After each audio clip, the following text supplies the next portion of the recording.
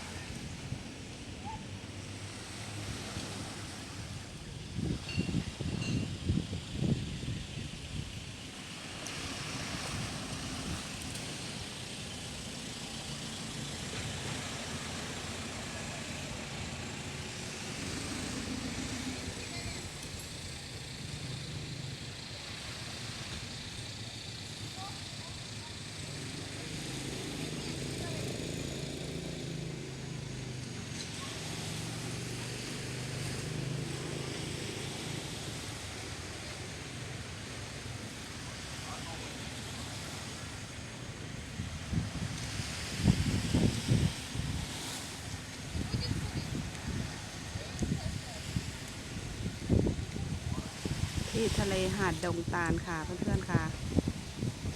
ภาพบรรยากาศสวยๆวิวสวยๆมาให้เพื่อนๆชมนะคะวันนี้นะคะ